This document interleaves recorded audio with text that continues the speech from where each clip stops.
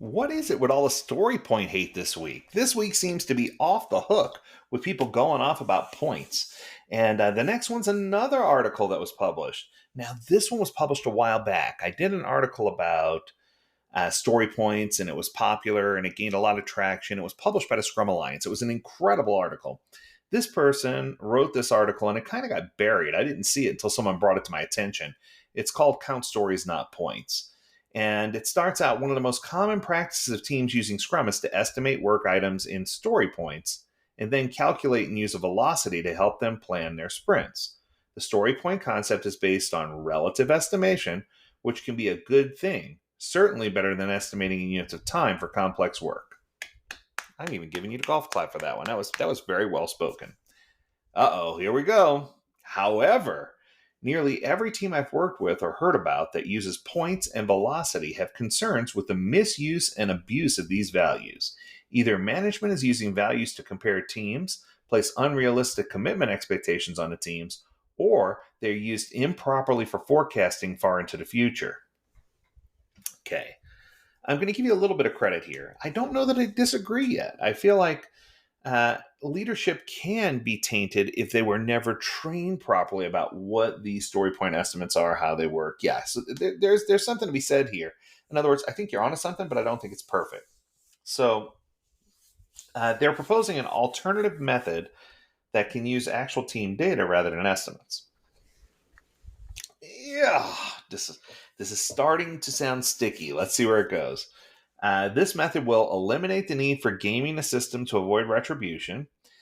Can be used to create probabilistic forecasts. How about more accurate? More accurate forecasts and avoid the flaw of averages. Error when using velocity. He calls it the flaw of averages instead of law of averages. And take seconds rather than protracted conversations haggling over story point values. He resorts to lean metrics. While there are others, three commonly used lean metrics for software development are lead time, referred to as concept to cash. This is the elapsed time from customer request until value is delivered to the customer. This value is essential to setting customer expectations and turnaround times. Cycle time, which is the time elapsed from when development starts on something to when it's done. Typically, when a work item satisfies the definition of done, you can calculate your cycle time. Got it. Throughput.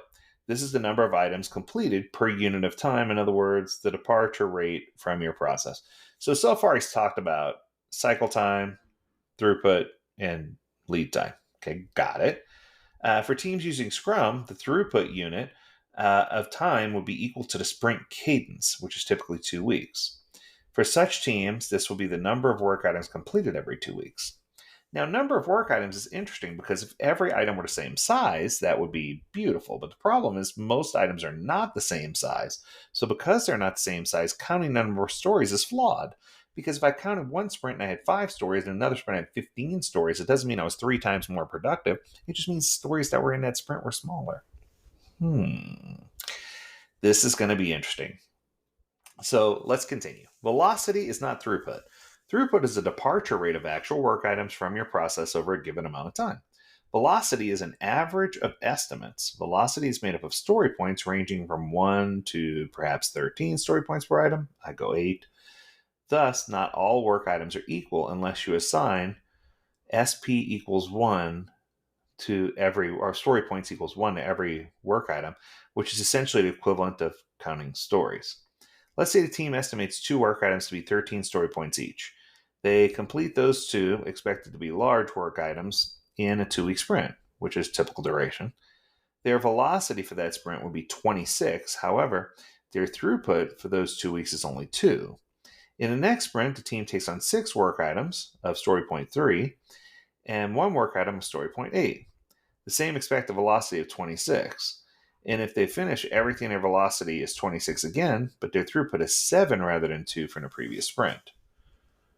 I can definitely see how they're not the same, but you're not justifying your cause here. In fact, you're stepping on your own toe.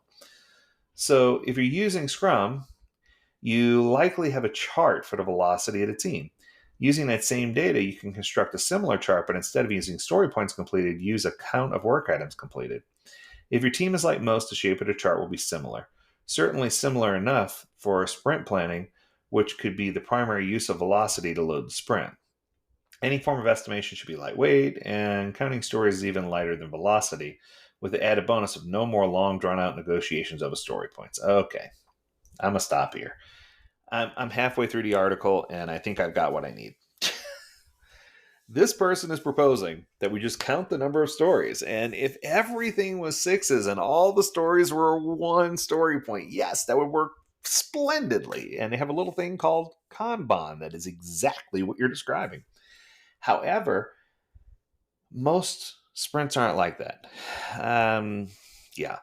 And I would never have a team pulling two stories into a sprint that are size 13. So I think there's a lot of variables here that show an immaturity in a level of coaching or immaturity in a level of information or education. So I want to get a couple things out of the way first. For number one, I never let people go past 8 story points. 1, 2, 3, 5, 8. Extra small, small, medium, large, extra large. It matches the t-shirt sizes. It fits well. And the big thing, and I said this yesterday, I'm going to say it again today, velocity is a measurement of volume. It is a measurement of how much, what quantity, how many ounces of work can you fit in a sprint. If you have a 2-week sprint, and let's just call a sprint 32 ounces, and you try to put 64 ounces in a 32-ounce sprint, it's not going to fit. But if you put 24 ounces in a 32-ounce sprint, it's going to give the team enough room to finish all the items in a sprint and potentially take on the first item in the next sprint. But it also allows them that little bit of cushion, that little bit of buffer, just in case something comes up and it's unknown, or if there's an interruption, or if there's an emergency. And I'm not saying you should pad, but what I am saying is that keeping track of a red light, green light report, figuring out what the team's true velocity is, and doing everything based on scope of the work, the size of the work, makes a lot better argument than trying to do it this way. And I mean, this kind of shoots both of those, using story points as numbers that tie back to time and counting the number of stories. It blows both of those out of the water, right? So it's really, really interesting to think that you could forecast using strictly throughput. If you did this, let's just say for the first 3 sprints, you were working on very difficult things, meaning that you're working on architecture or infrastructure related things. And 2 of those items or 3 of those items took your entire sprint, which in this case, your throughput would be 3. Then when a team got to the point where they were working on small features or additions to whatever the product is, or maybe working on simple interfaces, maybe they can finish 20. Does that mean that the team had a 7 times performance enhancement over the... No. And there's no way to justify or explain it if you're counting everything as 1. Right? You'll see this chart that creates parabolas. You'll see, it'll sound like a Brett Favre football call, right? 3, 26, 18, red dog, red dog. I think you see where I'm going with this. The numbers will be all over the place, and it doesn't make any sense. The only way to make sense of this is to keep velocity as a consistent number based on the volume of work that a team collectively can complete during a sprint. And it shouldn't be these huge variables or variances. And if you keep things in the 1, 2, 3, 5, 8 t-shirt aligned categories, and you do not, under any circumstance, tie them back to time, you can have market success both in your estimation techniques and in your predictability, which is going to help you have much better success with your Agile implementation. So that's going to do it for this one. I hope you enjoyed it. If you have a topic you want us to discuss, even if it's velocity or points related, reach out to us at learnmore@AgileDad.com. We'd love to hear from you. And as always, we encourage you to stay healthy, stay well, and stay agile, my friends. Until next time, do take care.